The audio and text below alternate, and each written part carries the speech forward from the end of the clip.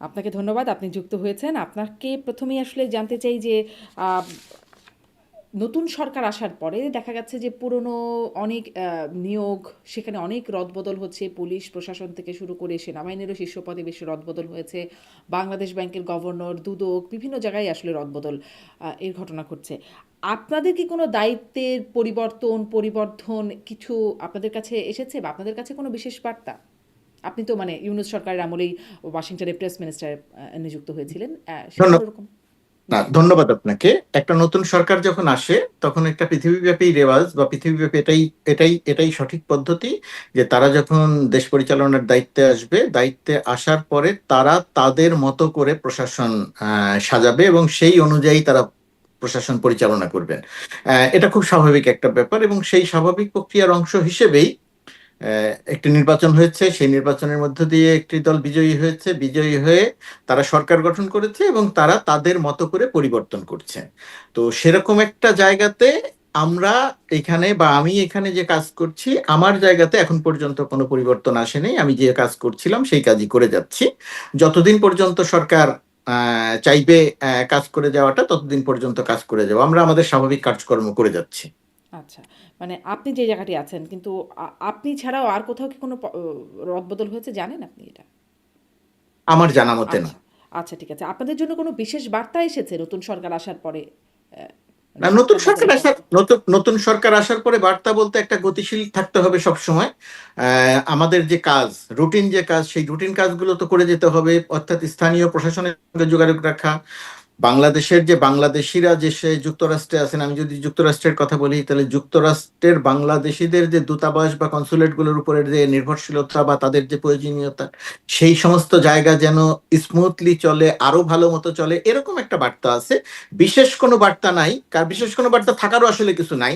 তার কারণ আমরা যে কাজগুলো করি, রুটিন যে কাজগুলো করি, তার বাইরে গিয়ে যে কাজগুলো করি, সেই কাজগুলো আমরা এখনো করছি। হুম, হুম। মানে এজন্যই প্রশ্ন যেমন ধরেন দুদক, তাদের জন্যও তো খুব বিশেষ বার্তার কিছু থাকে না। কিন্তু তারপরেও তাদের সবখানে রদবদল হয়। তাদের কাজ দুর্নীতি ধরা। সেখানে তো আসলে সেখানেও রদবদল দেখছি তো মানে সব জায়গায় রদবদল দেখছি বলেই এই প্রশ্নটা করলাম। যাই হোক আপনি স্পষ্ট করলেন। এবারে একটু শুনি যে দক্ষিণ ও মধ্য এশিয়া বিষয়ক যুক্তরাষ্ট্রের সহকারী পররাষ্ট্রমন্ত্রী পল কাপুর তিনি বাংলাদেশ সফর করে আসলেন। তিনি আসলে বাংলাদেশে কি বার্তা মূলত কি বার্তা নিয়ে গিয়েছিলেন?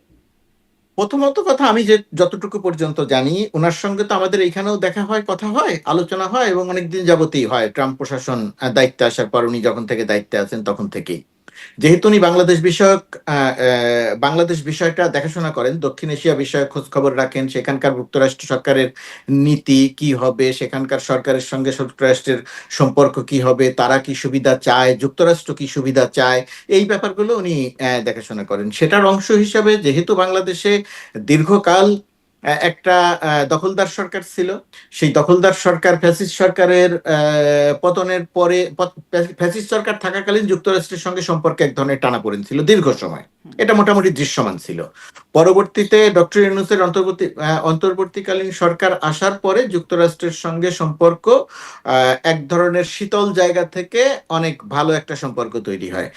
সেই সম্পর্কের ধারাবাহিকতায় একটা নির্বাচন অনুষ্ঠিত হয় এবং নির্বাচনের পরেও নতুন সরকারের সঙ্গে বিএনপি তো দীর্ঘ সময় পরে ক্ষমতায় আসলো, প্রায় 17-18 বছর পরে দেশ পরিচালনার দায়িত্বে আসলো। তো এই সময় খুব স্বাভাবিকভাবেই যুক্তরাষ্ট্রের বর্তমান সরকারের সঙ্গে একটা সুসম্পর্ক, একটা নিবিড় সম্পর্ক, কূটনৈতিক সম্পর্ক, আর্থিক সম্পর্ক, রাজনৈতিক সম্পর্ক, সব রকমের সম্পর্কটাকে নিবিড় করতে চায়। আর এর মধ্যে আরেকটা বড় রকমের এই এই সফরের আরেকটা বড় রকমের ইঙ্গিত, একটা লম্বা সময় পর্যন্ত যুক্তরাষ্ট্রের নীতিতে আমরা লক্ষ্য করেছিলাম, বিশেষ করে ফ্যাসিস্ট সরকারের সময়কাল পর্যন্ত, যে ভারতের চোখ দিয়ে বাংলাদেশ সহ দক্ষিণ এশিয়ার অনেক ছোট ছোট দেশগুলোকে দেখা হতো।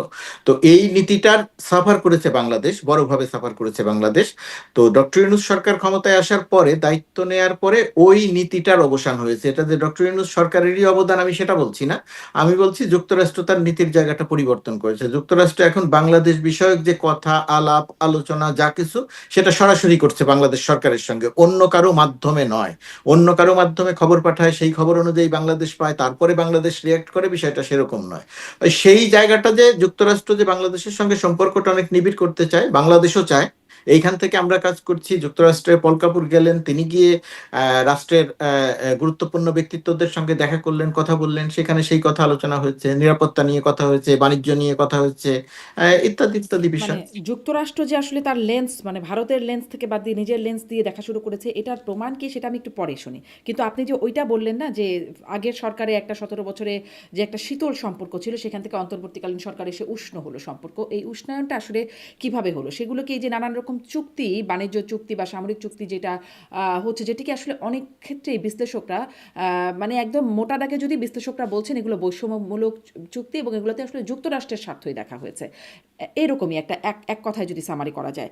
এই কাজগুলো করেই কি আসলে উষ্ণায়ন হলো সম্পর্কের, নাকি উষ্ণায়নটা হলো কি করে? উষ্ণায়নটা হলো কূটনৈতিক সম্পর্ক দিয়ে, উষ্ণায়নটা হলো ডক্টর ইউনূসের ব্যক্তিগত যোগাযোগের উপরে নির্ভর করে, তার যে কানেকশন সেগুলোর উপরে নির্ভর করে। এবং সেই উষ্ণায়নের জায়গাতে বাণিজ্য চুক্তি যেটা হয়েছে সেটা তার একটা, আপনি বলতে পারেন, এটাকে অস্বীকার করার কোনো সুযোগ নেই। আর এটাকে আবার একমাত্র বলতে পারেন না, তার কারণ এই বাণিজ্য চুক্তির যে প্রেক্ষাপট আছে সেই প্রেক্ষাপট হচ্ছে বিশ্বব্যাপী ট্যারিফ আরোপ করা। সেই ট্যারিফটা বেছে বেছে শুধু বাংলাদেশের উপরে আরোপ করে নাই, পৃথিবীর সবচেয়ে ধনী দেশটির উপর আরোপ করেছে, সবচেয়ে গরিব দেশটির উপর আরোপ করেছে। এবং সেই সময়টাতে কোন দেশ কিভাবে রিয়াক্ট করে তার উপরে নির্ভর করে সম্পর্কের এক ধরনের টানাপোড়েন, উষ্ণতা অথবা শীতলতা তৈরি হয়েছে। তো শুরু থেকেই বাংলাদেশের, যেহেতু মার্কিন যুক্তরাষ্ট্র একটা বড় বাজার, বিশাল বড় বাজার, $8 বিলিয়ন একটা বাজার, এই বাজারটা ক্রমান্বয়ে বাড়বে বলে ধারণা করা হয়। তো সেরকম একটা জায়গাতে $8 বিলিয়ন বাংলাদেশের বিশাল একটি পোশাক খাত সহ অন্য খাত আছে, পোশাক খাতটাই মূলত। তো এই পোশাক খাতটা যাতে সাফার না করে, সেই কারণে সরকার একটা উদ্যোগ নিয়েছিল আলোচনার, এবং এই আলোচনার উদ্যোগ নেওয়া ছাড়া সরকারের কাছে দ্বিতীয় কোনো পথ ছিল না। এবং সেই পথে প্রায় 8-9 মাস আলোচনা করে সরকার দায়িত্ব ছাড়ার আগ দিয়ে সেই চুক্তিটা স্বাক্ষর করে। এখন এই চুক্তির যে সমস্ত দিক বাংলাদেশে আলোচনা হয়েছে, যে সমস্ত দিক নিয়ে তীব্র সমালোচনা হয়েছে, আমি সেই সমালোচনাগুলোকে উড়িয়ে দিচ্ছি না, আবার পুরো জিনিসটাকে আমি গ্রহণও করছি না। পুরো জিনিসটাকে গ্রহণ করি না এই কারণে যে, যেমন ধরেন, আহ, আহ, প্রথমত কথা যে যুক্তরাষ্ট্র পৃথিবীর, বাংলাদেশই নয় শুধু, পৃথিবীর অনেকগুলো দেশের সঙ্গে চুক্তি করেছে, এবং সেই চুক্তি করার মধ্যে কিছু বিষয় আছে সেটা আপনার দেখে মনে হতে পারে যে এটা বাংলাদেশের স্বার্থ বিরোধী, যুক্তরাষ্ট্রের পক্ষে গেছে। আবার এর মধ্যে কিছু বিষয় আছে যে বিষয়গুলো দেখলে আপনি মনে করবেন যে বাংলাদেশ এখানে বড়ভাবে লাভবান হয়েছে। চুক্তিতে একটা উইন উইন সিচুয়েশন তৈরি হয়। সেখানে আমার ধারণা যে বাংলাদেশ যে চুক্তিটি করেছে সেই চুক্তিটা উইন উইন সিচুয়েশনই আছে। সেই চুক্তি এত বড় দেশভাবে দেশের ক্ষতি করে যুক্তরাষ্ট্রের স্বার্থ দেখেছে বা বাংলাদেশের স্বার্থ দেখা হয়নি, সেইভাবে একটা চুক্তি হয়েছে। এটা আমার কাছে, আমি যতটুকু চুক্তি দেখেছি বা আমি যতটুকু চুক্তির প্রক্রিয়ার সঙ্গে সম্পৃক্ত ছিলাম, তাতে আমার কাছে সেটা মনে হয় ধরেন নাই। মানে আপনি বলছেন উইন উইন, কিন্তু বাংলাদেশে বিশ্লেষকরা যারা বিশ্লেষণ করছেন তারা একদম একই কথায় বোঝা যাচ্ছে যে তারা বলছেন উইন উইন না, এটাতে যুক্তরাষ্ট্র অনেক বেশি সুবিধা পেয়েছে। আর সহজভাবে দেখার জন্য যখন আমি চ্যাট জিবিটিকে বললাম আসলে বৈষম্য মানে চুক্তিটা কীরকম হলো, কোন কে লাভবান হলো, তা সেটিও দেখিয়ে দিল আসলে এটিতে লাভবান মূলত যুক্তরাষ্ট্রই হচ্ছে। বাংলাদেশের লাভ সেই অর্থে খুব মানে ডিপেন্ডেন্ট, অনেক কিছুর উপর আসলে বাংলাদেশের লাভটা নির্ভরশীল, এবং এক কথায় বললে যুক্তরাষ্ট্র লাভবান হয়েছে। এই মানে সেজন্যই আসলে প্রশ্নটা এখানে যে লাভবান করার মাধ্যমে সম্পর্কের উষ্ণায়ন হলো কিনা, আর এখন আসলে সেটির চাপ আবার নতুন সরকারের উপর পড়বে কিনা। দেখেন, এই চুক্তিটি যখন, প্রক্রিয়াটি যখন চলছিল, একেবারে শেষ দিকে এসে যুক্তরাষ্ট্রের এই ট্রেড রিপ্রেজেন্টেটিভ যে যিনি আছেন, উনি জেমিসন ড্রিয়ার, তিনি বাংলাদেশের জামাত ইসলামী প্রধানের সঙ্গে এবং বিএনপি প্রধানের সঙ্গে কথা বলেছিলেন। তাদের মধ্যে কি কথা হয়েছে সেটা আমি এখানে বিস্তারিত আলোচনা না করি বা বিস্তারিত আমি বলতে পারবো না। কিন্তু এই চুক্তি বিষয় নিয়েও কথা হয়েছিল। তারা কি বলেছিলেন, মানে সম্মতি তারেক রহমানের দিয়েছিলেন সাথে কথা কিনা। হয়েছিল এবং শফিকুর রহমানের সাথে কথা হয়েছিল। জি জি জি, আচ্ছা। চুক্তির শেষ পর্যায়ে এসে কথা হয়েছিল, টেলিফোনে কথা বলেছেন, এটা পত্রিকায় নিউজও হয়েছিল, এটা গোপন না। কথা হয়েছিল চুক্তি নিয়ে। আর আপনি যে কথা বললেন সেটার ধরেন এই চুক্তির বড় যে সমালোচনাগুলো হচ্ছে, সেই সমালোচনার একটা বিষয় হচ্ছে যুক্তরাষ্ট্রের 6,000-এর মতো পণ্যকে শুল্কমুক্ত সুবিধা দিয়েছে বাংলাদেশ বাংলাদেশ সুবিধা পাবে ১,৫০০-এর মতো পণ্যের। এই সংখ্যাটা যখন আমাদের সামনে আসে যে ৬,০০০ আর ১,৫০০, ৪,৫০০-এর পার্থক্য, হুম, তো তখন যে কোনো মানুষের সামনেই মনে হয় যে এত বড় সুবিধা দিয়ে দিলাম কেন?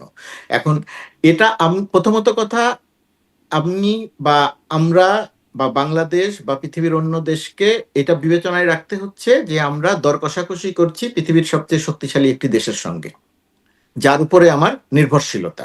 তো এইটা এক নাম্বার। ২ নাম্বার দিক হচ্ছে বাংলাদেশ যে সমস্ত ৬,০০০ পণ্যের যে সমস্ত পণ্যের উপরে শুল্ক ছাড় দিয়েছে, শূন্য শুল্ক দিয়েছে, সেই সমস্ত পণ্যের খুব সামান্য কিছু পণ্য আসলে বাংলাদেশ আমদানি করে। আর এই যে দুগ্ধজাত সামগ্রী, হুম, শূকরের মাংস, গরুর মাংস, ইত্যাদি ইত্যাদি ইত্যাদি একটা লম্বা তালিকা আছে। সেই সমস্ত জিনিস আসলে বাংলাদেশ আমদানি করে না। তো বাংলাদেশ যখন দেখেছে যে আমি এখানে এই সমস্ত পণ্যের শুল্ক ছাড়ে যদি রাজি হই, আর আমি যদি ১,৫০০ পণ্যের শুল্ক ছাড় করতে পারি, তাহলে প্লাস মাইনাস করে বাংলাদেশের হারানোর কিছু নাই। বাংলাদেশের স্বার্থ এখানে কোনো দিক দিয়ে বিঘ্নিত হবে না, যে কারণে ওই সংখ্যাটা এসেছে, ১ নাম্বার। ২ নাম্বার, আরেকটা জায়গায় বড় রকমের সমালোচনা হয়েছে যে বাংলাদেশ ১৫টা বা ১৪টা বোয়িং কিনতে চায়, উড়োজাহাজ কিনতে চায়। এখন দেখেন, উড়োজাহাজ বাংলাদেশের দরকার, উড়োজাহাজ বাংলাদেশের দরকার, বাংলাদেশ বিমানের হুম, জন্য দরকার। এখন উড়োজাহাজ কেনার প্রতিষ্ঠান বাংলাদেশের পৃথিবীতে দুটি, একটি এয়ারবাস ইউরোপের, আর একটি যুক্তরাষ্ট্রের বোয়িং। দুটির যে কোনো জায়গার যে কোনো একটির থেকেই কিনতে হবে আমার প্রয়োজন অনুযায়ী। এটা কিন্তু বিগত সরকার, ফ্যাসিস্ট সরকার ক্ষমতায় থাকা অবস্থাতেও আলোচনা হচ্ছিল যে আমরা এয়ারবাস কিনবো না আমরা বোয়িং কিনবো। তো বোয়িং কেনার পক্ষে একটি হচ্ছে যুক্তি যে আমাদের বিমান বহরে যেহেতু নতুন এয়ারক্রাফট যেগুলো আছে সবগুলোই বোয়িং, বোয়িং আর এয়ারবাসের টেকনিশিয়ান থেকে শুরু করে পাইলট পর্যন্ত সবাই আলাদা, আলাদা আলাদা সেট আপ। অনেক বড় বড় এয়ারলাইন্স যাদের ১০০, ১৫০, ২০০ এয়ারক্রাফট থাকে, তাদের বিমান বহরে এয়ারবাস বোয়িং দুটোই থাকে। আর ছোট ছোট এয়ারলাইন্স যারা বাংলাদেশের মতো ২০, ৩০টি, ৪০টি, এখন আছে ২০টির মতো উড়োজাহাজ, তারা এক ধরনের উড়োজাহাজ যদি থাকে তাহলে এটা পরিচালনায় সুবিধা হয়। সেই বিবেচনা থেকে বাংলাদেশ বোয়িং কিনতে চেয়েছে, এবং দামও তুলনামূলকভাবে এয়ারবাসের চেয়ে বোয়িং কেনাটা অলাভজনক না, বা বেশি দিয়ে কিনতে হয়নি একটা। আরেকটা ব্যাপার কাজ করেছে যে যুক্তরাষ্ট্রের সঙ্গে শুল্ক আলোচনার একটা যুক্তরাষ্ট্রের বড় শর্ত ছিল যে তোমরা $৮ বিলিয়ন যুক্তরাষ্ট্রে এক্সপোর্ট করো, আর যুক্তরাষ্ট্র থেকে তোমরা ইম্পোর্ট করো $2 বিলিয়ন। গ্যাপ $6 বিলিয়ন, এই $6 বিলিয়ন গ্যাপ কমাতে হবে, চুক্তির একটা অন্যতম শর্ত ছিল। তাহলে এই গ্যাপ বাংলাদেশ কিভাবে কমাবে? সেই ক্ষেত্রে বোয়িং কিনতে চেয়েছে। আরো যেটা কিনতে চেয়েছে, বাংলাদেশ সোয়াবিন কিনবে, বাংলাদেশ গম কিনবে, বাংলাদেশ কটন কিনবে। তুলার আবার অনেক সুবিধা আছে। এই তুলা দিয়ে কিনে সেই তুলা দিয়ে কটন তৈরি করে, সেটা দিয়ে পোশাক তৈরি করে এক্সপোর্ট করলে, বাংলাদেশ যদি এক্সপোর্ট করে তাহলে এখানে শূন্য শুল্ক পাবে। আপনি যেটা শুরুতে বললেন অনেকগুলো যদির উপরে নির্ভরশীল, এটা আসলে অত বড় যদি নয়, এটা কমন প্র্যাকটিস। হুম, যারা ব্যবসার সঙ্গে সম্পৃক্ত তারা এগুলো জানেন। তো যেমন গম কিনবে, এখন গম কিনবে মানে কি? তো গম তো বাংলাদেশ কিনে না, বাংলাদেশ তো গমে সাফিসিয়েন্ট না। গম তো বাংলাদেশ কেনে, বাংলাদেশ তো পৃথিবীর বহু দেশ থেকে গম কেনে। বাংলাদেশ সোয়াবিন তো পৃথিবীর বহু দেশ থেকে কিনে, এখন এখান থেকেও কিনবে। এখন প্রশ্নটা হচ্ছে দাম এখান থেকে আমাকে বেশি দিয়ে কিনতে হবে কিনা। দাম এখান থেকে আমাদের সর্বশেষ যে অবস্থা দাঁড়িয়েছে, দামও বেশি দিয়ে কিনতে হবে না। এখানের একটাই আহ, গুরুত্বপূর্ণ দিক আছে, সেই দিকটি হচ্ছে অন্য জায়গা থেকে আনলে যদি ১ মাস লাগে, যুক্তরাষ্ট্র থেকে আনতে হয়তো বাংলাদেশ পর্যন্ত পৌঁছাতে সেটা হয়তো ২ মাস সময় লাগে। সময়ের একটা ব্যাপার আছে এইখানে। কিন্তু যে ইম্পোর্ট গুলো করবে এটা মূলত বেসরকারি ব্যবসায়ীরা ইম্পোর্ট করবে। বেসরকারি ব্যবসায়ীরাও এখানে এসেছিলেন হুম, চুক্তি হওয়ার আগে। এইখানে সোয়াবিন অ্যাসোসিয়েশন, এইখানের গভর্নমেন্ট যে অ্যাসোসিয়েশন আছে, এই সমস্ত অ্যাসোসিয়েশনের সঙ্গে তারা বলেছেন, তাদের সঙ্গে আমি নিজেও কথা বলেছি। তারা মনে করছেন না যেটা বেশি দাম দিয়ে কিনতে হবে, তারা মনে করছেন না যে এটা কি বলবে যে বাংলাদেশের জন্য বা ব্যবসায়ীদের জন্য ক্ষতি হয়ে যাবে। ক্ষতি হলে তো তারা ইম্পোর্ট করবে না। এলএনজি কেনার জন্য যেরকম চুক্তি হবে, বা এলএনজি বাংলাদেশ কিনবে প্রতিশ্রুতি দিয়েছে, বাংলাদেশ তো বিশ্ববাজার থেকে এলএনজি কেনে, কাতার থেকে কিনে, বিশ্ববাজারের অন্যান্য মার্কেট থেকে কিনে। এখন সেটা যেহেতু আমেরিকা আমার সবচেয়ে বড় বাজার, সুতরাং সেই ক্ষেত্রে আমি যদি ইউএসএ থেকেই এলএনজি কিনি এবং কম্পিটিটিভ দামে যদি আমি কিনতে পারি, তাহলে আমার সমস্যাটা কি? ক্ষতি তো কি? এই সমস্ত কিন্তু এই যে ব্যবসায়ী থেকে শুরু করে বিশ্লেষকরা সবাই, যে আপনিও নিশ্চয়ই দেখেছেন, খোঁজ রাখছেন যে আসলে এই চুক্তিটার যে সমালোচনা হচ্ছে এবং বৈষম্যমূলক চুক্তি বলা হচ্ছে, যাতে আমেরিকা লাভবান হচ্ছে এবং বাংলাদেশ অনেক ক্ষেত্রেই আসলে বাংলাদেশের লাভের পরিমাণ পরিমাণ অনেক কম, কোথাও কোথাও ক্ষতিগ্রস্ত হয়েছে, এইরকম একটা বিশ্লেষণ মোটা দাগে উঠে আসছে। এরকমটা তাহলে কেন আসছে? এবং এবং আপনি যে এখন মানে এর পক্ষে বলছেন, যদি ধরেন আপনি সাংবাদিক হিসেবে যেমন আগে রোলটা প্লে করতেন, আপনি কি আসলে এভাবেই বলতেন, চুক্তিটাকে এভাবেই দেখতেন, নাকি তখন আপনার অবস্থান সমালোকের জায়গায় থাকতো? প্রথমত কথা, এর আগে বাংলাদেশ এত বড় কোনো চুক্তি স্বাক্ষর করে নাই যুক্তরাষ্ট্রের সঙ্গে। যুক্তরাষ্ট্রের সঙ্গে এই ঘটনাটা এবারই প্রথম। বাংলাদেশ যুক্তরাষ্ট্র এর আগে পর্যন্ত কোনোদিন কোনো দেশের উপরে বা 30-40টি দেশের উপরে কারো উপরে 100%, কারো উপরে 50%, কারো উপরে 37% এইরকম শুল্ক আরোপ করেনি। এটা পৃথিবীতে একটা নতুন ঘটনা, ট্রাম্প প্রশাসন আসার পরে একটা নতুন ঘটনা। হুম, আর আগে চুক্তি বলতে আমি যখন সাংবাদিক হিসেবে দেখেছি বাংলাদেশের যে সমস্ত পিএসসি, এই যে প্রফিট শেয়ারিং কন্ট্রাক্ট যেগুলো হয়েছে বাংলাদেশের গ্যাস ক্ষেত্রে, বাংলাদেশ যে অসম চুক্তিগুলো করেছে, আমি সবসময় সেগুলোর বিরোধিতা করেছি টু দা পয়েন্ট। তেল গ্যাস বিদ্যুৎ বন্দর রক্ষা কমিটি যে আন্দোলন করেছে সেটার অনেক কিছুর সঙ্গে আমি একমত থেকেছি, কিন্তু আমি এর আগে পর্যন্ত কোনো চুক্তি এইভাবে এটার সঙ্গে থেকে দেখিনি। এবার যেহেতু আমি এই চুক্তিটি এটার সঙ্গে থেকে দেখলাম, এবং আপনি যে বারবার বলছেন বা অন্যরা যে বারবার বলছে যে বাংলাদেশ লাভবান হয় নাই, যুক্তরাষ্ট্র লাভবান হয়েছে, আমি এইখানে দেখি যুক্তরাষ্ট্র লাভবান হয়েছে, নিশ্চয়ই কিছু ক্ষেত্রে যুক্তরাষ্ট্র লাভবান হয়েছে, নিশ্চয়ই বাংলাদেশ সব ক্ষেত্রে ক্ষতিগ্রস্ত হয়নি, কিন্তু আমি প্লাস মাইনাস করে হিসাব করতে গিয়ে যেটা দেখি যে আমাদেরকে যদি 35% ট্যাক্স দিয়ে পোশাক রপ্তানি করতে হতো হুম, যুক্তরাষ্ট্রের বাজারে, আমি যতটুকু বুঝি তাতে বুঝি যে 35% ট্যাক্স দিয়ে সেখানে Vietnam, Cambodia, Laos, Bharat, Pakistan, Sri Lanka যদি +-20-র মধ্যে থাকতো শুল্ক, আর বাংলাদেশকে যদি 35% শুল্ক দিয়ে এই বাজারে প্রবেশ করতে হতো, তাহলে বাংলাদেশের এই পোশাক খাতটা আমার ধারণা যেটা টিকে থাকতে পারতো না প্রতিযোগিতায়। হুম। সেই কারণে বাংলাদেশের এই খাতটাকে প্রতিযোগিতায় টিকিয়ে রাখার জন্য এই আলোচনা এবং চুক্তিটা করা খুব জরুরি ছিল। আর আপনি যখন যুক্তরাষ্ট্রের মতো প্রভাবশালী দেশের সঙ্গে চুক্তি করতে যাবেন, সব ক্ষেত্রে আপনি শুধু লাভবান হবেন, আপনি যুক্তরাষ্ট্রকে কিছু দিবেন না, হুম, আপনি এত বড় এক্সপার্টও না, আপনার এত বড় ক্ষমতাও পৃথিবীতে নাই। সুতরাং হুম, একতরফা ভাবে যেভাবে বলে দেয়া হচ্ছে যে হুম। বাংলাদেশ কিছুই পায় নাই, আমি ওই বক্তব্যের জি, কোনো একমত ভিত্তি আপনার খুঁজে জি, পাচ্ছি না। স্পষ্ট। মানে এটা তাহলে একটা রিয়ালাইজেশন যে সঙ্গে থেকে দেখা আর বাইরে থেকে দেখার মধ্যে একটা পার্থক্য আছে। অন্তত এই চুক্তির ক্ষেত্রে আমার ক্ষেত্রে পার্থক্য আছে। আমার ক্ষেত্রে পার্থক্য আছে, এই চুক্তির যে কোনো কোনো বিষয় নিয়ে আমার দ্বিমত নাই, হুম, আমি সেটা বলছি না। আছে, চুক্তির কোনো কোনো জায়গা নিয়ে আমার দ্বিমত আছে, কোনো কোনো শব্দ বাক্য নিয়ে আমার মতামত আছে, কিন্তু সবকিছু তো আমার বা আপনার মতামত অনুযায়ী হয়ে যাবে না এত বড় একটা চুক্তিতে। এখানে তো অনেক কিছু থাকবে, অনেক কিছু থাকবে। জি। আপনি বলছিলেন যে এরকমটা আগে কখনো হয় নাই। যুক্তরাষ্ট্র এরকমভাবে শুল্ক আরোপ আগে করে নাই। কিন্তু যখন আসলে এই চুক্তির আলাপটা হচ্ছিল, তখন ইতোমধ্যেই যুক্তরাষ্ট্রের ফেডারেল আপিল আদালতে এই মানে শুল্ক আরোপ আম এটাকে অবৈধ, অধিকাংশই অবৈধ ঘোষণা করেছিল এবং সেটা সেখানেই থেমে যায় নাই। সেটা নিয়ে পরে সুপ্রিম কোর্টে গেছে এবং সেই মামলা চলমান অবস্থাতেই আমাদের আলোচনা প্রক্রিয়াও চলেছে চুক্তি নিয়ে, এবং চুক্তি নির্বাচনের ঠিক ৩ দিন আগে চুক্তিটি হয়ে গেছে এবং তার ১০ দিনের মতো ২০ ফেব্রুয়ারি শেষ পর্যন্ত এসে যুক্তরাষ্ট্রের সুপ্রিম কোর্ট এই রেসিপ্রোকাল শুল্ককে অবৈধ ঘোষণা করেছে এবং তারপর ট্রাম্প এইটার উপরে মানে পাল্টা কোর্টের আদেশে বলেছে রেসিপ্রোকাল চুক্তি এটা অবৈধ ঘোষণা করেছে। ট্রাম্প তারপরে আরও মানে ১০% শুল্ক সেটা মোটা দাগে করেছে, আবার সেটাকে ১৫% করেছে। তাহলে আসলে আমাদের যে শুল্ক কমানোর জন্য যে প্রক্রিয়া, যেটার ক্রেডিট ডক্টর ইউনূস সরকার দাবি করেছে, সেই ক্রেডিটটা আসলে কোথায়? মানে এমনিতেই তো চলে গেল এই শুল্কটা। এটা আসলে এমনিতে চলে যায় না। ধরেন যুক্তরাষ্ট্র 10%, তারপরে 15%, এটা ভাবার কোনো কারণ নাই। আমি যতটুকু বুঝতে পারছি যে আদালতে রায় দিয়েছে, আদালতের রায়কে সবাইকেই সম্মান করতে হবে, এখানকার প্রশাসনকেও সম্মান করতে হবে, তারা সেটা করছেও। একেবারে পুরোপুরি যে করছে তা নয়, আবার এর সমালোচনাও করছে। হুম, তো যেহেতু এখানকার এই সরকার এই ব্যাপারে জিরো টলারেন্সের একটা নীতি নিয়েছে, সেই কারণে ওই চুক্তি থাকুক বা না থাকুক, তারা যে শুল্ক আরোপের যে প্রক্রিয়ার মধ্যে আছে 10%, 15%, এটা তারা আবারও সেই পূর্বের জায়গাতে নিয়ে যাবে, এবং এটা আমি মোটামুটি ভাবে নিশ্চিত। সুতরাং কিভাবে সেই নিশ্চিত চুক্তি হতে পারেন? মানে আদালতের রায় থাকা সত্ত্বেও নিয়ে যাবে কি করে? আদালতের রায় যেটা দিয়েছে তার বাইরে আরো অনেকগুলো পথ আছে। আমি এখানকার সিনেটরদের সঙ্গে যে কথা বলেছি, তারা এখন সেই ফাঁক ফোকরগুলো নিয়ে কাজ করছেন। এটা আমি যুক্তরাষ্ট্র প্রশাসনের সব বিষয় নিয়ে আমার কথা বলা ঠিক হবে না, কিন্তু তারা কাজ করছেন। সেই কাজ করে দেখেন দেখেন যুক্তরাষ্ট্রের প্রশাসন, যুক্তরাষ্ট্রের আদালত বহু কিছুকেই করতে দেয় নাই, কিন্তু একভাবে দেয় নাই আরেকভাবে করেছে, আরেকভাবে দেয় নাই আরেকভাবে করেছে, অনেক কিছু তারা করেছে। তো সুতরাং আমি যদি চুক্তি না করতাম সেই সময়, বা আমি যদি আলোচনা না করতাম, তাহলে যে আমি বড়ভাবে লাভবান হতাম তা না।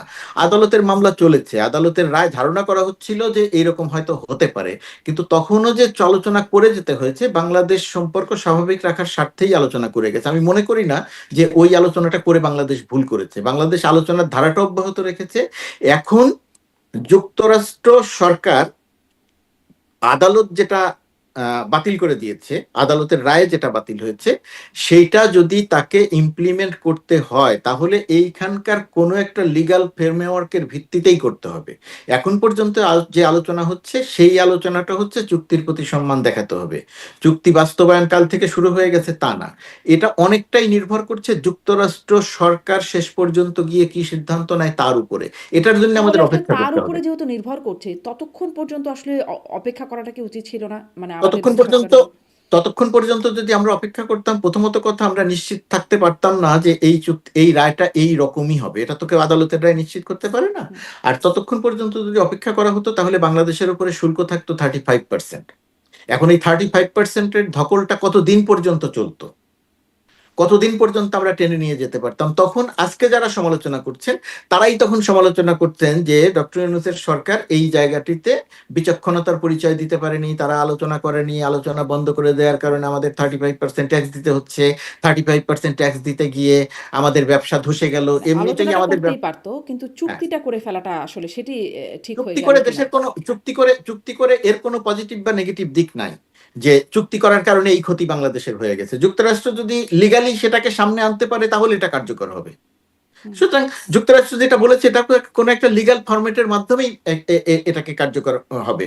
আর এটাকে যে বাতিল করে দেওয়া হচ্ছে, এটা আমাদের এখানে যেভাবে বলা হচ্ছে, যুক্তরাষ্ট্র কিন্তু সেইভাবে বলছে না, যুক্তরাষ্ট্র সরকার সেইভাবে বলছে না। তারা সেটা নিয়ে এখন আবার কাজ করছে। এটাকে আবার কোন ফরম্যাটে আনা যায়, কোন ফরম্যাটে আনা যায়, কিভাবে কাজ করা যায়।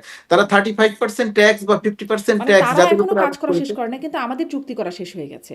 না, আহ, তারা কাজ করা শেষ করে নাই, বিষয়টি তেমন নয়। দুই পক্ষের আলোচনার সম্মতির ভিত্তিতে চুক্তি হয়েছে। হুম। মাঝখানে আদালত এসেছে, সেই আদালতের রায়ের পরিপ্রেক্ষিতে এখন এক ধরনের একটা অবস্থা তৈরি হয়েছে।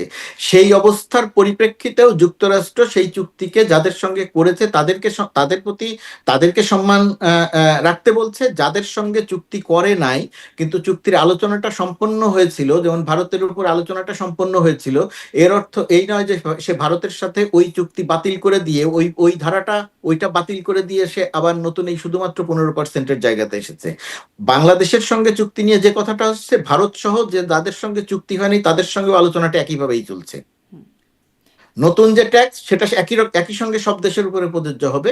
কিন্তু বিষয়টা এরকম না যে চুক্তি না করলে আমরা বিশাল কোনো সুবিধা পেয়ে যেতাম। আচ্ছা।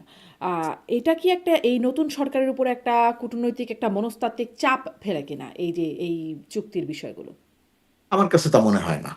আমার কাছে তা মনে হয় না। আচ্ছা, আপনার আমার মনে কাছে হচ্ছে কোনো না। ব্যাখ্যাই এই যে সেটা মনে পল হয় না। কাপুর গেলেন গিয়ে রাজনৈতিক দলগুলোর সাথে বৈঠক করেন। এবার একটু এই প্রসঙ্গে আসি। রাজনৈতিক দলের সাথে যে বৈঠক, সেখানে বিএনপির সাথে বৈঠক হলো, জামাতের সাথে বৈঠক হলো। আ এই বৈঠকগুলোর মাহাত্ম্য কি? ওই যে বাংলাদেশের নতুন একটি রাজনৈতিক দল ক্ষমতায় এসেছে। একটা দীর্ঘ বছর পরে, 17-18 বছর পরে একটা গণতান্ত্রিক প্রক্রিয়া শুরু হয়েছে। এই নির্বাচনটিকে তারা পর্যবেক্ষণ করেছেন, নির্বাচন সুষ্ঠু হয় কিনা, গ্রহণযোগ্য হয় কিনা, ইত্যাদি ইত্যাদি বিষয় তারা লক্ষ্য করেছেন। যারা এই নির্বাচনের শক্তি, যারা এই রাজনৈতিক দল, এখন নতুন মেরুকরণ হয়েছে, আওয়ামী লীগের মতো একটা বড় রাজনৈতিক দল অনুপস্থিত, সেখানে জামাত আছে, এনসিপি আছে, বিএনপি তো আছেই, অন্যান্য ছোট ছোট রাজনৈতিক দল আছে। বাংলাদেশের এই যে নতুন যে রাজনৈতিক সমীকরণ তৈরি হয়েছে, এই জায়গাটা তারা বুঝতে চেয়েছেন। এবং এটা যুক্তরাষ্ট্র সরকারের একটা স্বাভাবিক প্রক্রিয়া। তারা সব সময়ই সব দলের সঙ্গে এক ধরনের যোগাযোগ রাখে। কখনো তারা তাদের পার্টিতে সব দলের, যুক্তরাষ্ট্র দূতাবাসের যে সমস্ত আয়োজন হয়, সেই সমস্ত আয়োজনে অনেক অনেক ছোট ছোট দলের সদস্যদেরকেও বা নেতাদেরকেও তারা আমন্ত্রণ জানান। এটা যুক্তরাষ্ট্র সরকারের এক এই যে ধরনের বুঝতে চে স্বাভাবিক রীতি। আচ্ছা, বুঝতে চাওয়ার এই স্বাভাবিক রীতি থেকে তারা গেল। কি বুঝলো? কি বুঝলো সেটা তো যুক্তরাষ্ট্র বলতে পারবে। আমার ধারণা যেটা বুঝলো সেটা যে একটা গণতান্ত্রিক প্রক্রিয়া শুরু হয়েছে বাংলাদেশে। যুক্তরাষ্ট্র সবসময় একটা গণতান্ত্রিক প্রক্রিয়া দেখতে চেয়েছিল বাংলাদেশে, সেই ধারাটা শুরু হয়েছে, সেটা তারা বুঝতে চাইলো। তারা দেশের দেশের রাজনৈতিক পরিস্থিতি স্থিতিশীল থাকবে কিনা, সরকার কিভাবে পরিচালিত হবে, তারা সরকারকে কিভাবে দেখছে, সরকারের কাছে তাদের চাওয়া কি হবে, তারা রাজনৈতিক দল হিসাবে কি চায়, এই এই সমস্ত বিষয় বুঝতে চাইলো। আচ্ছা, মানে এখানে বিএনপির সাথে বৈঠক হচ্ছে, জামাতের সাথে বৈঠক হচ্ছে, এনসিপির সাথেও বৈঠক হওয়ার কথা ছিল, যেটি স্থগিত হয়ে গেল। কেন এনসিপির সাথে আসলে বৈঠকটা হলো না সেই বিষয়ে ধারণা দিতে এইটা পারেন? আমি এটা আমি ঠিক বলতে পারবো না, আমার জানা নাই যে কেন স্থগিত হয়ে গেল। আচ্ছা, এনসিপির সাথে বৈঠক করতে চাওয়াই বা কেন? মানে বিরোধী দল এবং মানে ক্ষমতাসীন দল তাদের সাথে বৈঠক বুঝলাম, এনসিপির সাথে বৈঠক করতে চাওয়াই বা কেন? এনসিপির সাথে বৈঠক যেহেতু আন্দোলনের সময়টিতে বৈষম্য বিরোধী ছাত্র আন্দোলনের সামনে থেকে যারা নেতৃত্ব দিয়েছিল, তারাই যেহেতু এনসিপিটা গঠন করেছে, সেই কারণে তাদের সঙ্গে আলোচনা করবে, এটা আমার আমার কাছে অস্বাভাবিক কোনো বিষয় নয়, 1 নম্বর। 2 নম্বর হচ্ছে, আমি এইখানে যেটা লক্ষ্য করেছি, যখনই আমি এইখানের গুরুত্বপূর্ণ ব্যক্তিত্বদের সঙ্গে কথা বলেছি, ওয়ান টু ওয়ান কথা বা কোনো আলোচনার মধ্যে কথা হয়েছে, অথবা অনানুষ্ঠানিক আলোচনা হয়েছে, কোনো একটা পার্টিতে বা কোনো একটা জায়গায় দেখা হয়েছে, এখানকার প্রশাসনের অনেকেই সেই আন্দোলনের পর থেকেই তারা এনসিপি বিষয়ে জানতে চাইতো, যুক্তরাষ্ট্র প্রশাসনের এনসিপির মানে বৈষম্য বিরোধী ছাত্র আন্দোলনের নেতাদের বিষয়ে জানতে চাইতো, তারা কি করতে চাচ্ছে, কি করবে, ইত্যাদি ইত্যাদি বিষয়ে জানতে চাইতো। যেহেতু গণ অভ্যুত্থান বা বিপ্লবের নেতৃত্ব তারা দিয়েছে, সুতরাং তাদের ব্যাপারে তাদের একটা আগ্রহ আমি লক্ষ্য করেছি। সেই ধারাবাহিকতায় হয়তো তারা আলোচনাটা করতে চেয়েছিল। আর পরবর্তীতে যেহেতু তারা একটা জোটে অংশীজন হয়েছে এবং জোটের প্রধান দলের সঙ্গে যেহেতু তারা আলোচনা করেছে, সেই কারণে মনে হতে পারে যে আলাদা করে আর তাদের সাথে আলোচনা করার দরকার নেই। এটা আমি আমার ধারণা থেকে বলছি, না, আমি এটা না, জেনে বলছি না, না, এ কারণ বিষয়ে আমার কোনো ধারণা নেই। বৈঠকটা স্কেডিউলড হয়েছিল, মানে এটা তো এমন না যে পরে গিয়ে হঠাৎ করে মনে হলো আর করবে না, না, এটা এইটা হলো আমার জানা নাই যে ঠিক এইটা আমার জানা নাই, কারণ পল কাপুর এখানে আসার পরে যতটুকু তিনি প্রকাশ্যে বলেছেন, ততটুকু পর্যন্তই আপনি বা আমি জানি। এখানে আসার পরে আমাদের সঙ্গে আলাদা করে আর কোনো কথা হয়নি, এখন পর্যন্ত দেখাও হয়নি। যদি দেখা হয়, যদি কথা প্রসঙ্গে আলোচনা হয়, তাহলে হয়তো জানার সুযোগ থাকতে পারে। হুম। এছাড়া আমি এই বিষয়ে কিছু জানি আচ্ছা, না, বলতে পারবো আবারও না। চুক্তি, মানে চুক্তি প্রসঙ্গে না, তবে চুক্তিগুলো করবার ক্ষেত্রে অনেক ক্ষেত্রে দেখেছি যে সেখানে আসলে বলা হয় যে নিরাপত্তা উপদেষ্টাই সেখানে মূল ভূমিকা রেখেছেন। সেখানে বাণিজ্য উপদেষ্টা বা পররাষ্ট্র উপদেষ্টা তাদের অনেক ক্ষেত্রেই বাইপাস করে নিরাপত্তা উপদেষ্টাই অনেক ক্ষেত্রেই মূল জায়গায় বা মূল রোল প্লে করেছেন। তিনি এখন এই সরকারের পররাষ্ট্রমন্ত্রী পদে আছেন, যেটি নিয়ে জামাত খুবই আপত্তির জায়গা জানিয়েছে, তাকে পদত্যাগের কথাও বলেছে বা তাকে সেই মন্ত্রিসভা থেকে বাদ দেওয়ার দাবিও তারা করেছে, বিশ্বাসঘাতক মির্জাফর বলে বলছেন। আপনার কি কোনো বিশ্লেষণ আছে কেন খলিলুর রহমান, যাকে নিয়ে আগে বিএনপির আপত্তি ছিল, তাকে বিদেশি নাগরিক, বিদেশি স্বার্থ, মানে দেশের স্বার্থ পরিপন্থী হিসেবে আখ্যা দিয়ে এসেছে বিএনপি, সেখানে এসে এখন তিনি এই পররাষ্ট্রমন্ত্রীর দায়িত্ব, যেখানে সবগুলো রাষ্ট্রের কি পয়েন্ট হচ্ছে পররাষ্ট্র মন্ত্রণালয়, কি কন্ট্রাক্ট পয়েন্ট, সেখানে কেন খলিলুর রহমান গেলেন বা দেয়া হলো? প্রথমত কথা যে বাণিজ্য চুক্তির সঙ্গে নিরাপত্তা উপদেষ্টা কেন? এই বাণিজ্য চুক্তির মধ্যে এটা শুধুমাত্র বাণিজ্য চুক্তির মধ্যেই সীমাবদ্ধ ছিল না, এর মধ্যে ন্যাশনাল সিকিউরিটি ইস্যুটা ছিল। তো ন্যাশনাল সিকিউরিটি ইস্যু বাণিজ্য চুক্তি মিলিয়ে আলোচনা হয়েছে, সেই কারণে খুব প্রাসঙ্গিকভাবে বাংলাদেশ দলে নিরাপত্তা উপদেষ্টা সম্পৃক্ত ছিলেন, 1 নম্বর। 2 নম্বর, নিরাপত্তা উপদেষ্টা এই চুক্তি আলোচনার যে নেগোসিয়েটিং টিম ছিল বাংলাদেশের, তার প্রধান তিনি ছিলেন না, তার প্রধান ছিলেন বাণিজ্য উপদেষ্টা শেখ বশিরউদ্দিন। তার নেতৃত্বে আলোচনাটা হয়েছে। আলোচনার টেবিলেও ডক্টর খলিল গুরুত্বপূর্ণ রোল প্লে করেছেন, তাকে আমার যে নেগোসিয়েটর হিসেবে খুবই দক্ষ এবং যোগ্য মনে হয়েছে।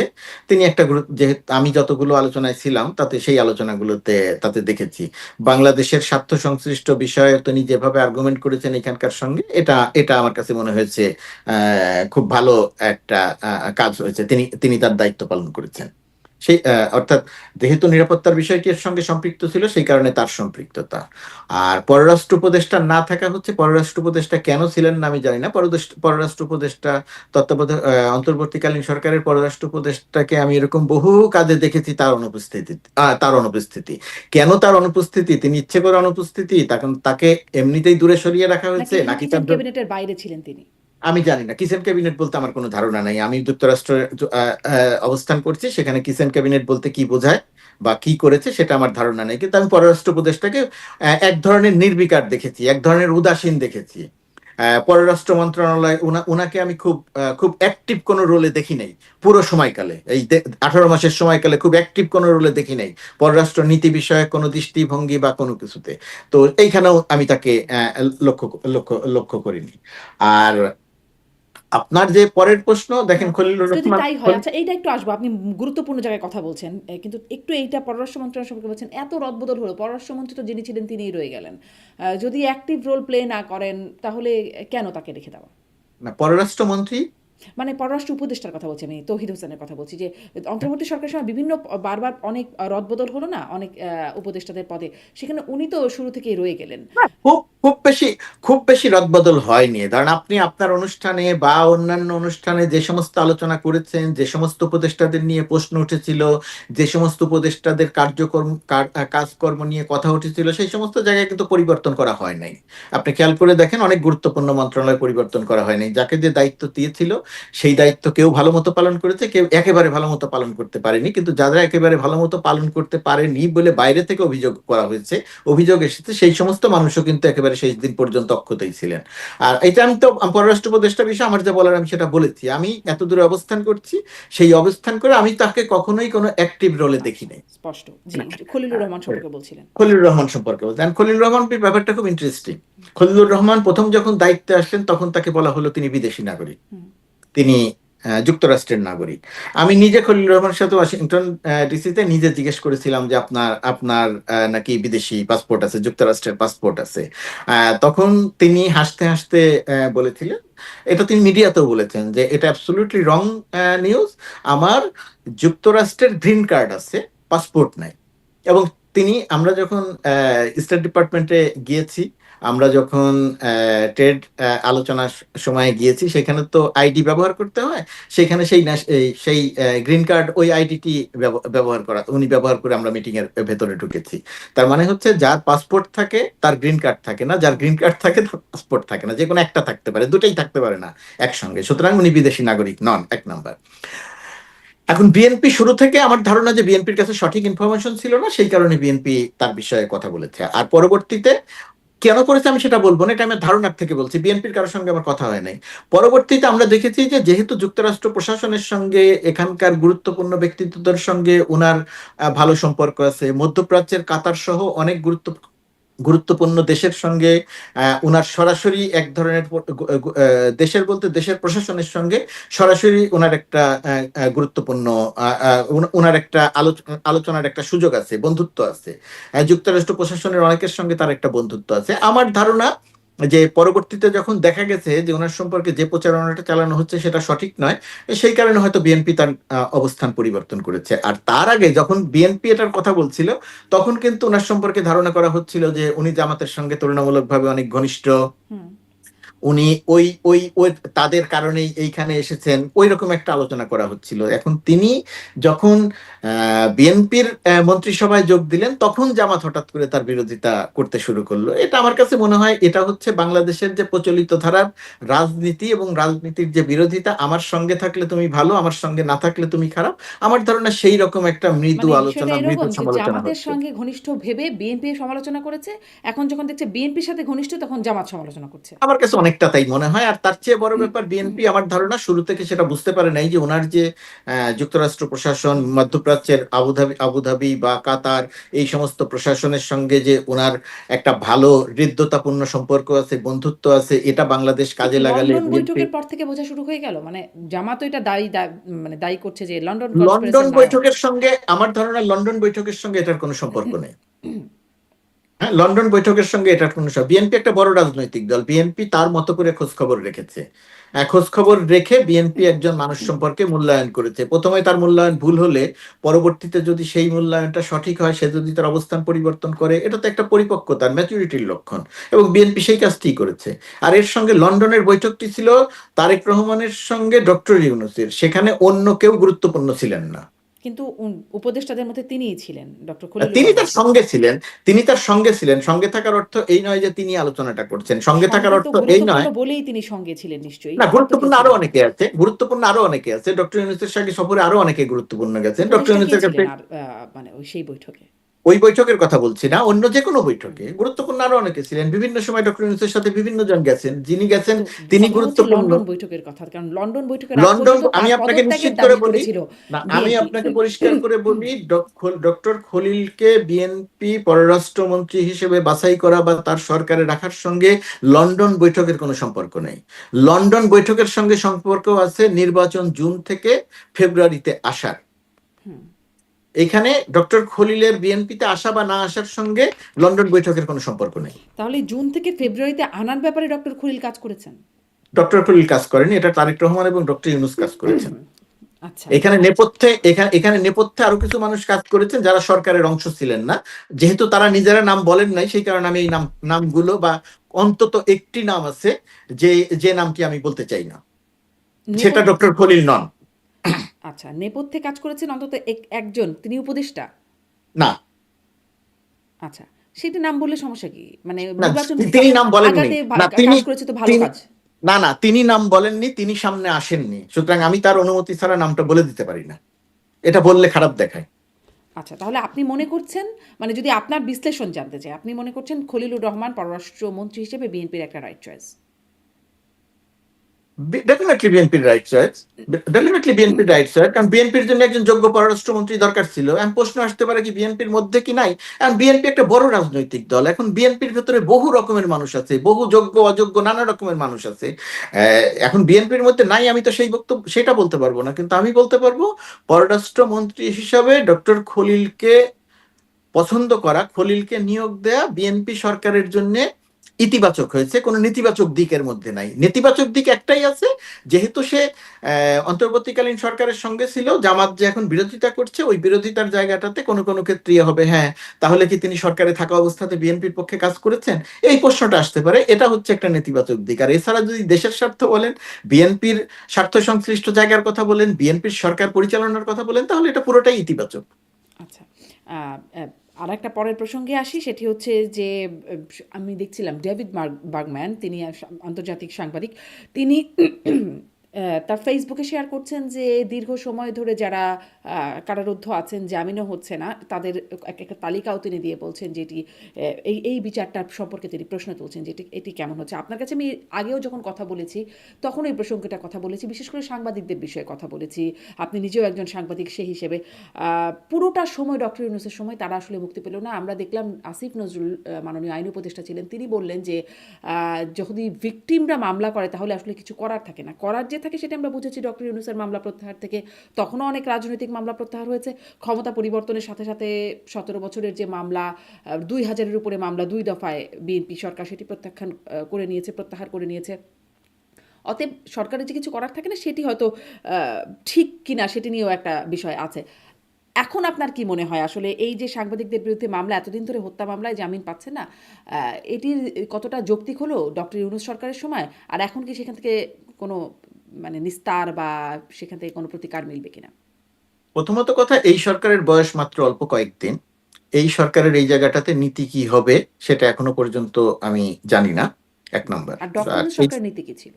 ডক্টর ইউনূস সরকারের সময় যেটা ছিল, যে সমস্ত সাংবাদিক সহ, এবং ডক্টর ইউনূস সরকারের সময় আমি আপনার অনুষ্ঠানে বা অন্য অনুষ্ঠানে বলেছিলাম, যখন আপনি প্রশ্ন করেছিলেন যে আনিস আলমগীরকে গ্রেপ্তার করা ঠিক হলো কিনা, তখন আমি বলেছিলাম, উত্তরটা দিয়েছিলাম এইভাবে যে আনিস আলমগীরের বিরুদ্ধে যে সমস্ত অভিযোগ এবং তিনি যে সমস্ত কাজ করেছেন, যে সমস্ত কথা বলেছেন, তার মধ্যে প্রচুর অসত্য বক্তব্য আছে, মিথ্যা তথ্য আছে। এখন অসত্য বক্তব্য এবং মিথ্যা তথ্যের বিপরীতে আমি কি করব? আমি কি আদালতে মামলা করে তাকে গ্রেপ্তার করব, নাকি অসত্য তথ্যের বিপরীতে আমি সত্য তথ্য দিব? আমি মনে করি যে অসত্য তথ্যের বিপরীতে সত্যি তথ্য দিয়ে মোকাবেলা করা খুব সহজ ছিল। তাকে গ্রেপ্তার করার সিদ্ধান্তটা, তারা গ্রেপ্তার না করেই সমস্যার সমাধান করে, আমি তখন বলেছিলাম। আর এখন এসে আমার কাছে এখনো একই বক্তব্য। আমার কাছে মনে হয় যে অন্তর্বর্তীকালীন সরকারের দুই তিনজনকে গ্রেপ্তার করার সিদ্ধান্তগুলো খুবই ভুল এবং সরকারের জন্য ইমেজের ক্ষতি হয়েছে। সেটা একটা আবু আলম শহীদ খানকে গ্রেপ্তার করে কারাগারে রাখা হয়েছিল, আনিস আলমগীরকে গ্রেপ্তার করা হয়েছিল, এগুলো গ্রেপ্তার না করেই সমস্যা। তারা যদি ভুল তথ্য দিয়ে থাকেন সেগুলোর সঠিক তথ্য দেয়া যেত, এক নম্বর।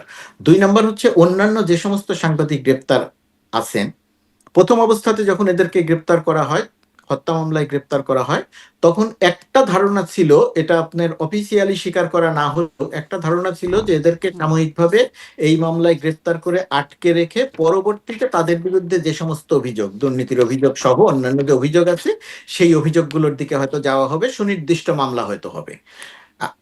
এইরকম একটা ধারণা দেয়া হয়েছিল। তো সুনির্দিষ্ট মামলা যদি হতো তাহলে আমার আসলে কোনো অভিযোগ ছিল না। সুনির্দিষ্ট মামলা হতো, সুনির্দিষ্ট মামলা আদালতে তারা মোকাবেলা করতো। আপনার বিরুদ্ধে দুর্নীতির অভিযোগ আনা হলো, আপনি অবৈধ আয়ের অভিযোগ আনা হলো, আপনি সেটা প্রমাণ করলেন যে আপনি অবৈধ আয় করেন নাই। আনিস আলমগীরের বিরুদ্ধে দুদক যেমন একটি মামলা করেছে, সেই মামলার মেরিট যদি সত্যি হয়, যে অভিযোগ আনা হয়েছে সেটা যদি সত্যি হয়, আনিস আলমগীর যদি প্রমাণ করতে না পারেন তাহলে মামলা চলবে, আর প্রমাণ করতে পারলে তো সেটা হবে না, এটা সুনির্দিষ্ট অভিযোগ। কিন্তু যে সমস্ত সাংবাদিকদেরকে হত্যা মামলা দিয়ে বছর দেড়েক গ্রেপ্তার করে রাখা হলো, আটকে রাখা হলো, এইগুলোর এখন এসে এগুলোর পক্ষে আসলে কথা বলার কোনো যুক্তি নেই, এটা আসলে জাস্টিফাই করার কোনো যুক্তি নেই। তাদের বিরুদ্ধে যদি অন্য কোনো অভিযোগ আপনি আনতেই না পারেন, অন্য কোনো অভিযোগ যদি তাদের বিরুদ্ধে নাই থাকে, তারা সেটা করেছেন কি করেন নাই সেটা আর এক আলোচনা। কিন্তু আপনি যদি অভিযোগ দাঁড় করাতে না পারেন, তাহলে আপনি এই ধরনের মামলা দিয়ে তাদেরকে আটকে রাখবেন, এটা আপনি কোনোভাবেই করতে পারেন না। এটা অন্তর্বর্তীকালীন সরকার কাজটি সঠিক করেনি বলেই আমার ধারণা। আর বর্তমান সরকারের সময় এই জায়গাটার নীতি কি হবে সেটার জন্য আমাদের আরেকটু দেখি, আর একটু সময় লক্ষ্য অপেক্ষা করি যে তাদের নীতিটা এই জায়গাটিতে কি হয়। তার তারা মানে কি আসলে এটা প্রমাণ হচ্ছে আইন তার নিজস্ব গতিতে চলে না, সরকারের নীতির উপর নির্ভর করছে যে বিষয়টা কিরকম হবে। এটা আমি ঠিক সরাসরি আপনি যেভাবে বলছেন আমি সেভাবে বলতে পারবো না। সরকারের একটা নীতি তো থাকেই, আইন আইন সরকার অফিসিয়ালি সরকার কোনো আইনকে প্রভাবিত করে না, কিন্তু নীতি নির্ধারণের জায়গায় তো সরকার প্রভাবিত করে। আইন অনুযায়ী গ্রেপ্তার করা হবে, আইন তো আর নিজে গ্রেপ্তার করতে পারে না, সরকার আইনকে পরিচালনা করে, গ্রেপ্তার করায়। তো এখন এই জায়গাটিতে আমি বর্তমান সরকারের নীতি বলতে আমি বোঝাতে চাচ্ছি যেটা, যে কি হয়, সরকারের অবস্থান কি হয় সেটা আমাদের লক্ষ্য করতে হবে, সেটা আমাদের পর্যবেক্ষণ করতে হবে। সেটি হচ্ছে যে এদের বিরুদ্ধে যে সমস্ত অভিযোগ ছিল, যে দুর্নীতি সহ, অনিয়ম সহ, ইত্যাদি ইত্যাদি, সেই সমস্ত অভিযোগ সরকার সরকার সেই সমস্ত অভিযোগের দিকে যায়, নাকি এই মামলা বিষয়ে সরকার কিছুটা, যেহেতু তাদের বিরুদ্ধে অন্য কোনো অভিযোগ নাই সুতরাং সরকারের জায়গা থেকে এদের আর আটক রাখার ওইভাবে তেমন কোনো যুক্তি নাই, সেই ক্ষেত্রে যদি আদালত থেকে তারা জামিন পেয়ে যান তো তারা জামিন পেয়ে যাবেন, কোন দিকে যায় সেটা বুঝতে হবে। সরকার তাদেরকে জামিন দিবে আমি সেই কথা বলছি না। জি, সরকার তাদের জামিন দিবে না, কিন্তু সরকারের নীতির উপর নির্ভর করবে তারা জামিন পাবেন কিনা। এই যে আপনি বলছিলেন যে ডক্টর ইউনূস সরকারের মানে অন্তর্বর্তী সরকারের সময়ে এই তাদেরকে এইভাবে আটকে রাখে, এটাকে জাস্টিফাই করার কোনো, জাস্টিফাই শব্দটি আপনি বলছেন যে করার কোনো যেহেতু তাদের বিরুদ্ধে অভিযোগ আনা যায় না। আনা হয় নাই, হ্যাঁ, তাহলে কি মানবাধিকার লঙ্ঘনের জন্য ডক্টর ইউনূস সরকার বা অন্তর্বর্তী সরকারকে দায়ী করা যায়, যে এতদিন ধরে বিনা বিচারে, বিনা অপরাধে, যদি বলি যে অপরাধে অন্তত তাদেরকে আটক করা হয়েছে, তারা সেই অপরাধী যদি না হয়ে থাকেন তাহলে না, সেই তাদেরকে আটক অপরাধে রাখা। সেই অপরাধে অপরাধী নয়, মানবাধিকার লঙ্ঘন করেছেন সেই অভিযোগ আপনি করতে পারেন, কিন্তু একটি সরকার যখন অন্তর্বর্তীকালীন সরকার একটা বিশেষ পরিস্থিতিতে যখন দায়িত্বে আসে এবং তাকে যেহেতু বিশেষ বিশেষ অসংখ্য সমস্যার সমাধান করতে হয়েছে, তো সেই রকম সময়ে সে যে কাজ করেছে সেই কাজটি সে হয়তো শেষ করে যেতে পারেনি, মামলা দিয়েছে কিন্তু পরবর্তীতে সুনির্দিষ্ট অভিযোগ আনতে পারেনি, সেটার জন্য তাকে আপনি মানবাধিকার লঙ্ঘনকারী হিসেবে অভিযুক্ত করবেন, আমি এই যুক্তির সঙ্গে একমত নই। আচ্ছা, তাহলে মানে কিসে অভিযুক্ত করা হবে? মানে কোনো অভিযোগই থাকবে না? এরকম ১.৫ বছর ধরে না, তারা বা কাজ ২ শেষ বছর করে, যাবৎ। ১.৫ বছর মানে ১৮ মাস, হুম, ১৮ মাস মানে হুম, ১৮ বছর না। হুম। ১৮ মাসের মধ্যে এই সরকারের উপরে যতগুলো দায়িত্ব ছিল সবগুলো কাজ করে যাওয়া সম্ভব হয় নাই, এটা হতে পারে তাদের একটা ব্যর্থতা বলতে পারেন, যে কোনো তারা কাজ কি ব্যর্থ হয়েছে করেছে? ওটা মানে করতে। তাদের জন্য কি যারা আটক আছে, যদি আমি সুনির্দিষ্টভাবে, যদিও শুধু সাংবাদিক না, আরো অনেকেই আছেন, ডেভিড বার্গম্যান দেখাচ্ছেন যে ৮০ ঊর্ধ্ব বছরের অনেক মানুষ তারা আসলে জামিন পাচ্ছেন না। অনেক আওয়ামী লীগ নেতা আছেন, তাদের কথাও ডেভিড বার্গম্যান উল্লেখ করছেন তার সেই ফেসবুক পোস্টে। কিন্তু আপনি মানে সাংবাদিক, আমিও সাংবাদিকতার জায়গা থেকে যদি জিজ্ঞাসা করি যে সাংবাদিকরা এতদিন ধরে আটক রাখা হলো, কিছুই করতে পারলো না, বিষয়টা তা তো না, কারণ তাদের কাছে অনেকবার প্রশ্নটা করা হয়েছে। বিশেষ করে সাংবাদিকদের বিষয়েই প্রশ্নটা করা হয়েছে, আন্তর্জাতিক বিভিন্ন সাংবাদিক গোষ্ঠী থেকে বিষয়টা এসেছে, কিন্তু তারা কিছু করেন নাই। মানে এই বিষয়ে বলেছেন যে যদি ভুক্তভোগীরা মামলা করে আমাদের কিছু করার নাই, এরকম একটা রিপ্লাই বরঞ্চ শোনা গেছে।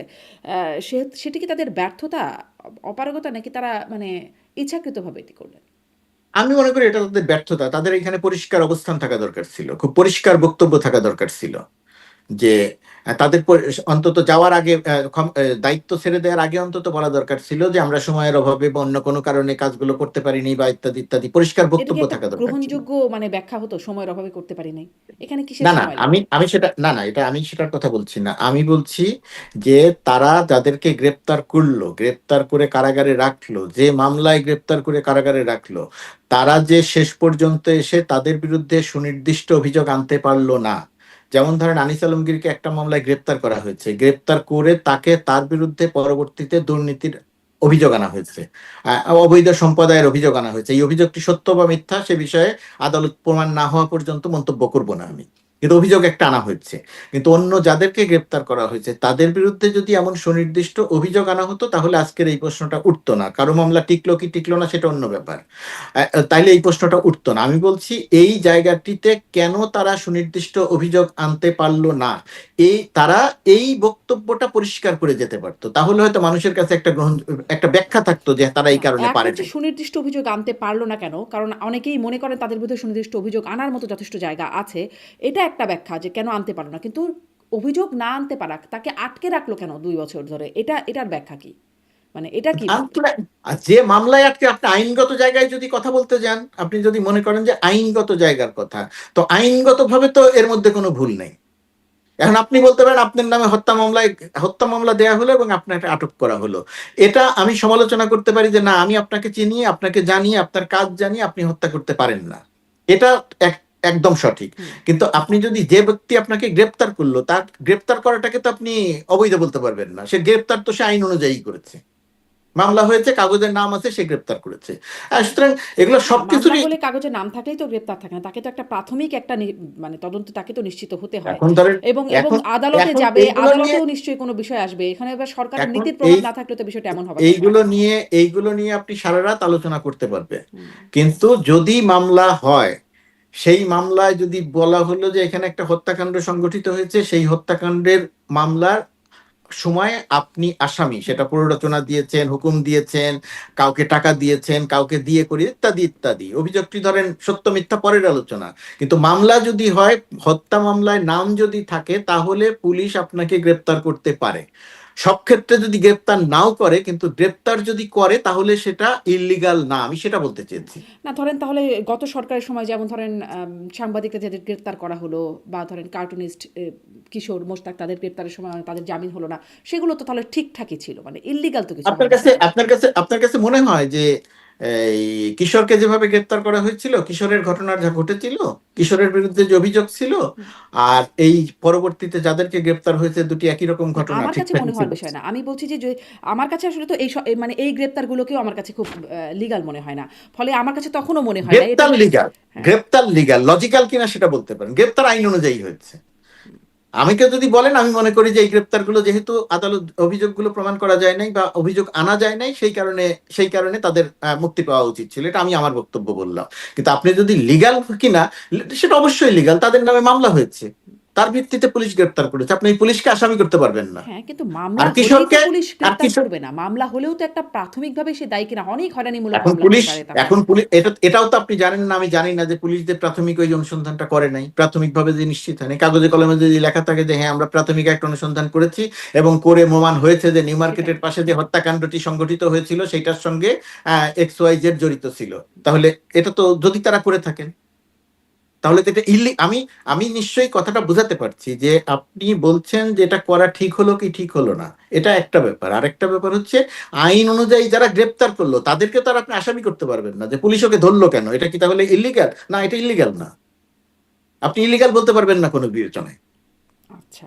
আর কিশোর বা মুস্তাকদেরকে যেভাবে গ্রেপ্তার করা হয়েছিল, যেভাবে কিশোরের কান ফাটিয়ে দেওয়া হয়েছিল মেরে, হুম। যেভাবে মুস্তাককে জেলখানায় মুস্তাক যে মারা গেল, সেটা সেই ইলেকট্রিক শকের পরিণতিতে, ওইটার সঙ্গে আপনি এই ঘটনাগুলো মেলাতে পারবেন না। এখনো সেই হাতকড়া সময়ের পরা পরিস্থিতি অবস্থায় আর এই অনেক আওয়ামী লীগ পরিস্থিতি নেতাকে মানে মৃত অবস্থায় পাওয়া যাচ্ছে। অবশ্য ক্যান্সারে আক্রান্ত আমাদের এই সাবেক মানে 71 টিভির এগুলো মোজাম্মেল এগুলো বাবু, কোনো তাকে ট্রিটমেন্ট বিবেচনাতেই পাচ্ছেন না।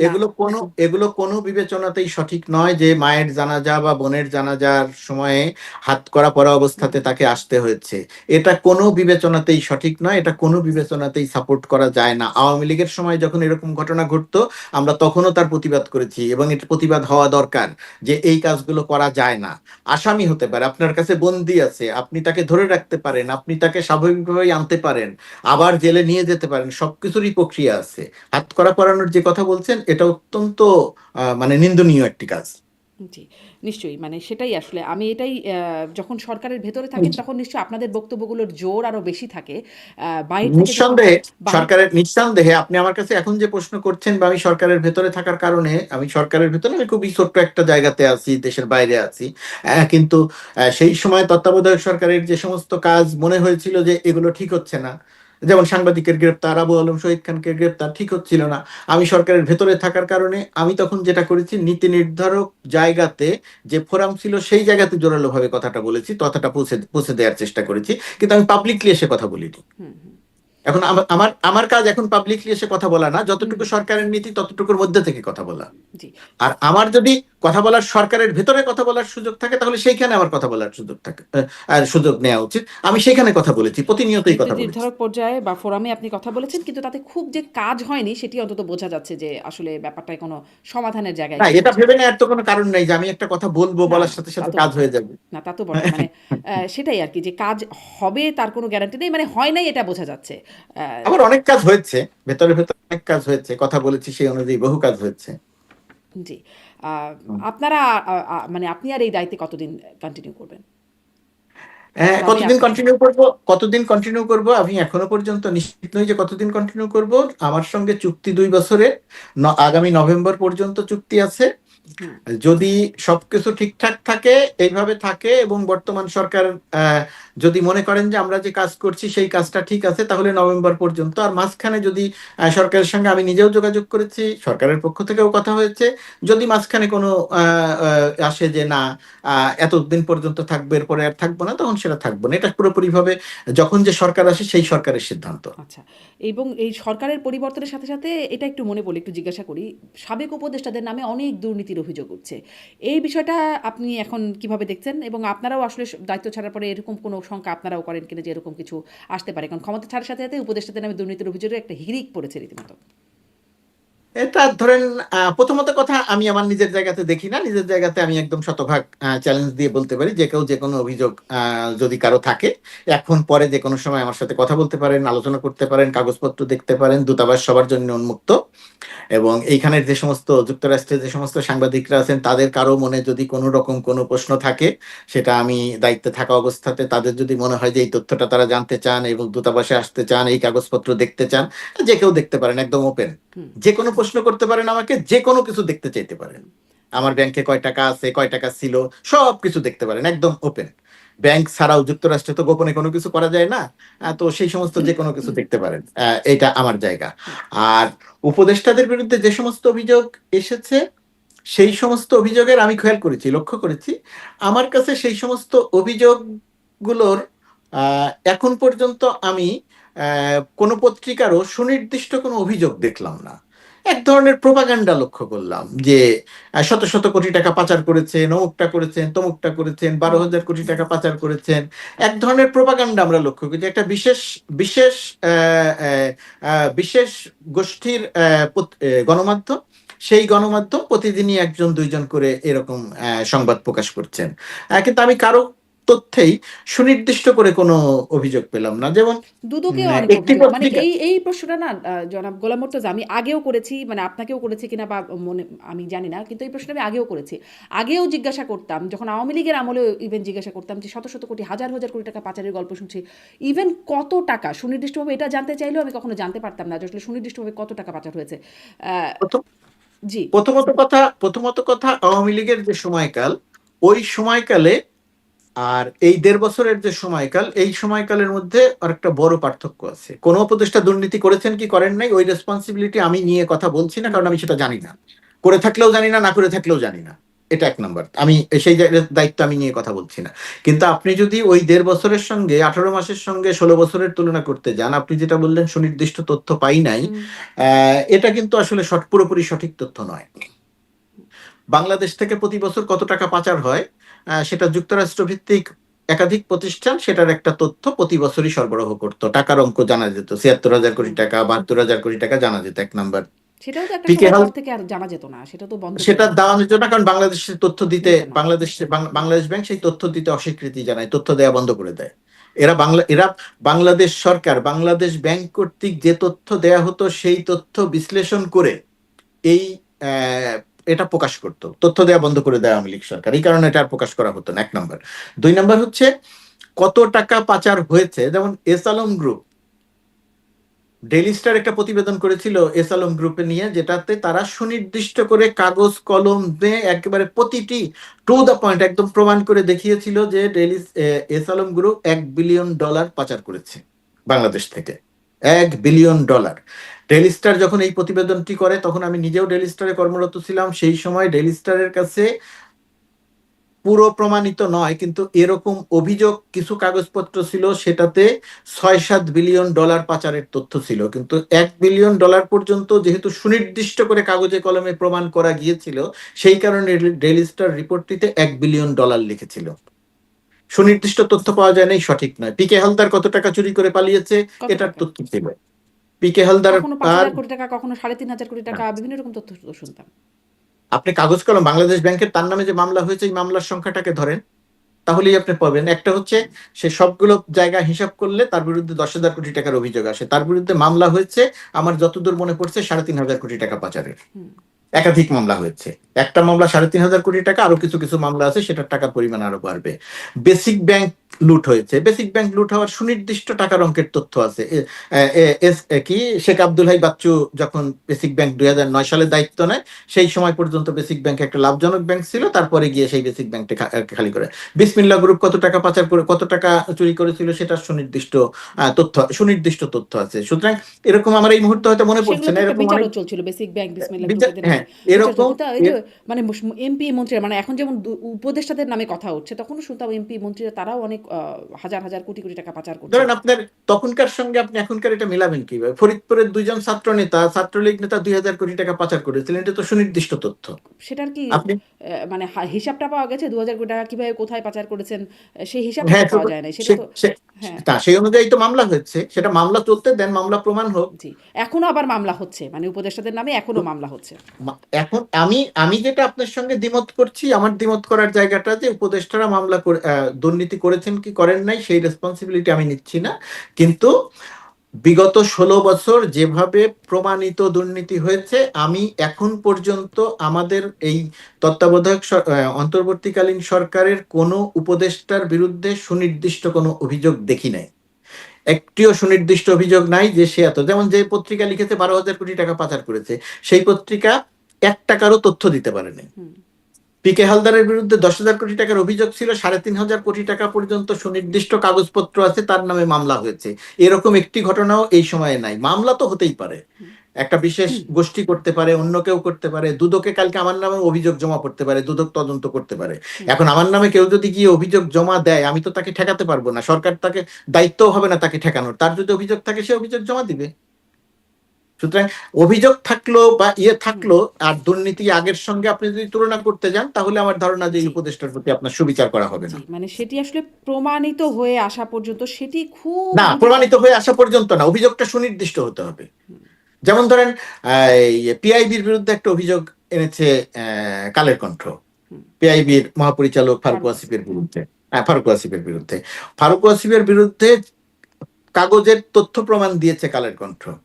আর একই সঙ্গে ফারুক ওয়াসিফ বলেছে যে যে কাগজের তথ্য প্রমাণ দিয়েছে ওইগুলো ভুয়া কাগজ, ওইরকম একটা কাগজ তৈরি হয়েছিল, কিন্তু ওই কাগজ অনুযায়ী টাকা পয়সা আমি খরচ করি নাই। দুইজনের দুই রকমের বক্তব্য।